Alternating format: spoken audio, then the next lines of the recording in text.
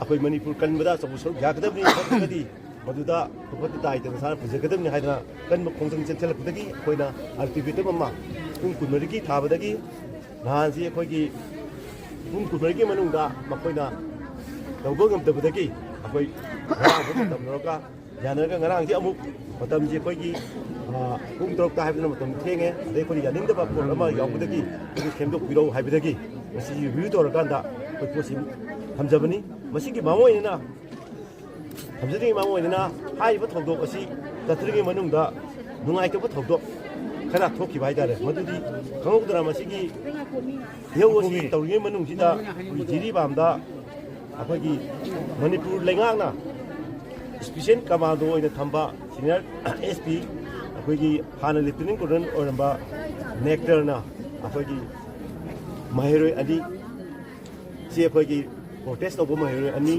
ꯑꯃꯅ ꯑꯩꯈꯣꯏꯒꯤ ꯅꯨꯄꯤ ꯑꯃꯒꯤ ꯃꯉꯛ ꯄꯥꯏꯗ ꯃꯦꯠꯂꯨꯕꯗꯒꯤ ꯑꯅꯤꯗꯨꯅ ꯃꯌꯥꯝꯅ ꯁꯥꯎꯔꯛꯄꯗꯒꯤ ꯃꯗꯨꯒꯤ ꯏꯟꯅ ꯈꯨꯟꯅ ꯇꯧꯕꯗ ꯅꯣꯡꯃꯩꯅ ꯀꯥꯞꯊꯣꯔꯛꯄꯗ ꯑꯩꯈꯣꯏꯒꯤ ꯑꯉꯥꯡ ꯑꯃ ꯂꯩꯈꯤꯗ꯭ꯔꯦ ꯃꯍꯩꯔꯣꯏ ꯑꯃ ꯂꯩꯈꯤꯗ꯭ꯔꯦ ꯑꯃꯅ ꯌꯥꯝ ꯁꯥꯊꯤꯅ ꯁꯣꯛꯑꯦ ꯃꯗꯨ ꯑꯩꯈꯣꯏ ꯀꯨꯀꯨꯃꯤꯅ ꯃꯗꯨ ꯑꯩꯈꯣꯏ ꯁꯤꯒꯤ ꯃꯤꯐꯝꯁꯤ ꯆꯠꯊꯔꯤꯉꯩ ꯁꯤꯗ ꯇꯧꯔꯛꯄꯅꯤ ꯑꯗꯨꯅ ꯀꯃꯥꯏꯅ ꯇꯧꯒꯦꯗ ꯃꯗꯨꯒꯤ ꯃꯅꯨꯡꯗꯨꯗ ꯆꯠꯊꯔꯛꯄ ꯑꯃ ꯑꯣꯏꯕꯅ ꯑꯩꯈꯣꯏꯅ ꯑꯊꯨꯕꯗ ꯈꯨꯗꯛꯇ ꯃꯗꯨ ꯀꯨꯟꯃꯔꯤꯒꯤ ꯃꯅꯨꯡꯗ ꯑꯩꯈꯣꯏꯒꯤ ꯅꯦꯛꯇꯔ ꯍꯥꯏꯕ ꯀꯩꯅꯣꯁꯤ ꯂꯧꯊꯣꯛꯀꯗꯕꯅꯤ ꯑꯩꯈꯣꯏ ꯇꯔꯃꯤꯅꯦꯠ ꯇꯧꯒꯗꯕꯅꯤ ꯍꯥꯏꯕꯗ ꯃꯈꯣꯏꯗꯤ ꯗꯤꯁꯀꯟꯇꯤꯅ꯭ꯌꯨ ꯇꯧꯕ ꯍꯥꯏꯅ ꯃꯥꯁꯤ ꯀꯣꯟꯇꯦꯛꯇ ꯂꯩꯕꯅ ꯈꯨꯗꯛꯇ ꯗꯤꯁꯀꯟꯇꯤꯅ꯭ꯌꯨ ꯇꯧꯔꯦ ꯑꯗꯨꯒ ꯃꯥꯁꯤ ꯑꯩꯈꯣꯏ ꯕꯨꯛ ꯇꯧ ꯍꯥꯏꯕꯗꯒꯤ ꯃꯥꯁꯤ ꯑꯩꯈꯣꯏꯒꯤ IG ꯑꯃꯗꯤ DIG ꯌꯥꯎꯅ मागी मथक्ता इंक्वायरी चथर मतुंगदा बुक तौगी प्रोसेस तौगनी हाइना तौरपदगी कोई मदुगी इहोगदु अखोई तबना थंगरगा मतुंगदा अखा ताबदा अखोइना लखलक्पा होगी MLA सिंगना तौगदब मथौसिंग तौगदबदुगी मतंगदा अखोइना ngasi रिव्यू तौरग पुलिपदा मखोइना हाइबजी अखोइना पुदकन धानमी सिगरबा तरुक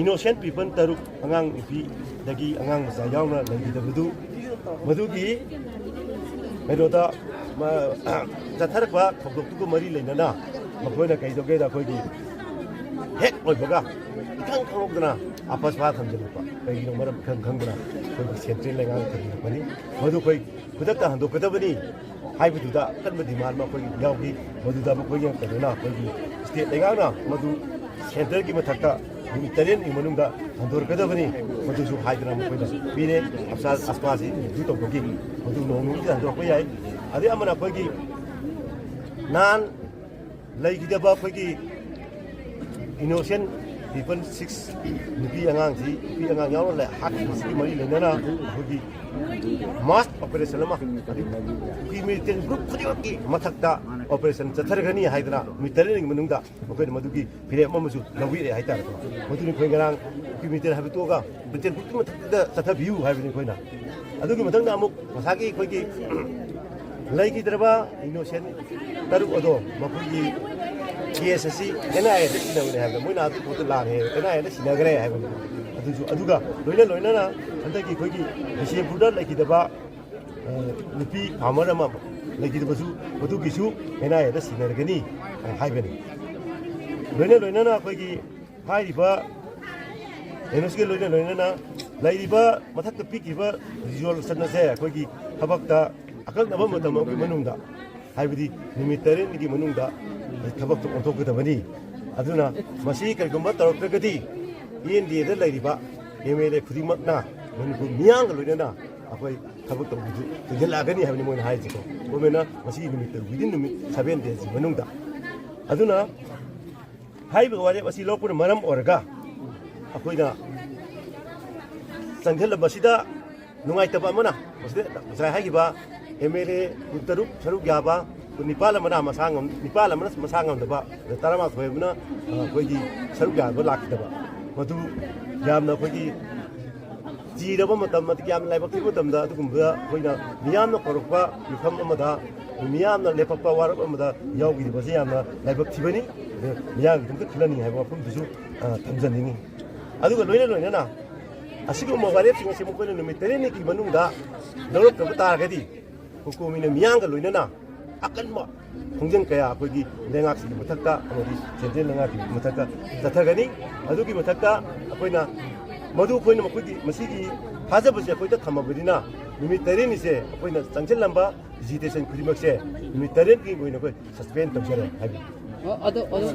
아도 잠깐 한번 얘기해볼까? 거기 상하 하기고 찜미스는 하기지. 아도 팀은 하기지.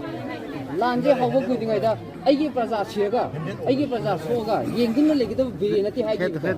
ngasi sahim phanipan choreba aigi praja siga aigi praja so yengdun legido birinati hagiba hojing ma yengido yengdaba 아들이 비례다고.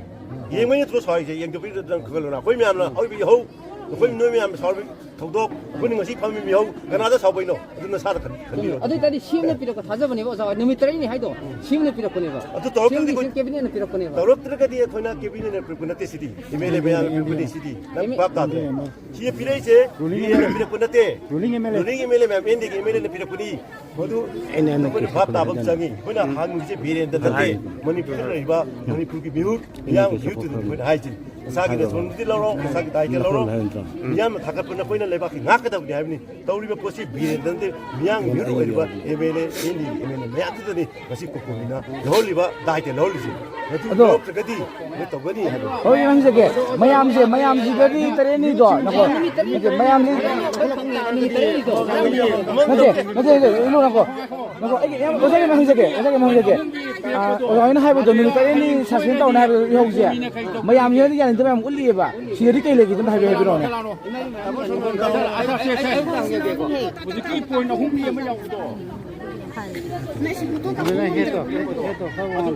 Una kaito to kita agadi ko kuminyang bari pagato ni karito isang haibiro jadi kumba hai ba kumba ni masih kukumina loli ba dai te loli ji Aduh. terjadi itu bani ada Oh yang sege, mayam si gadi tereni do, nako, mayam si, nanti, ini nako, yang osage mang sege, orang ini hai betul, tereni sasin tahu naik yang usia, mayam ini yang itu mayam uli apa, si ini kayak lagi itu hai betul orang. Muziki point na humbi yang mayawdo. Una kaito to kita agadi ko kuminyang bari pagato ni karito isang haibiro jadi kumba hai ba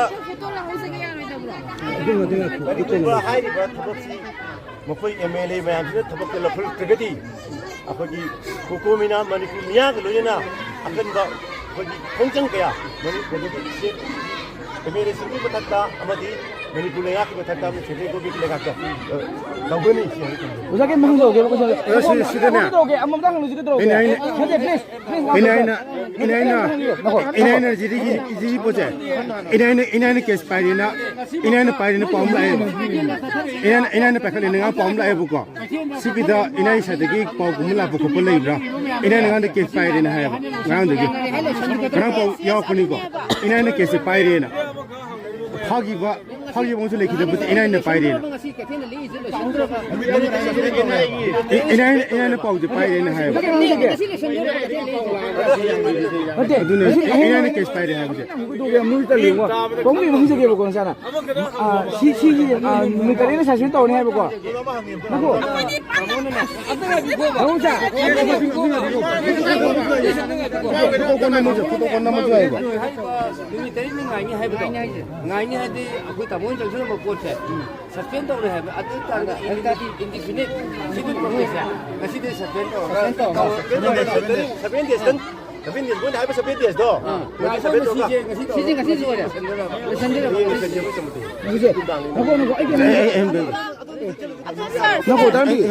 Ina ni pom. Ina di dua ko ba. Ina si maru ni jadi pos ni. Betul ke mana ro. Kes pagram ni na jadi pos. Mang sege ba. Amuri jimdong. Ante, mama lagi kan biko. Ante. Ada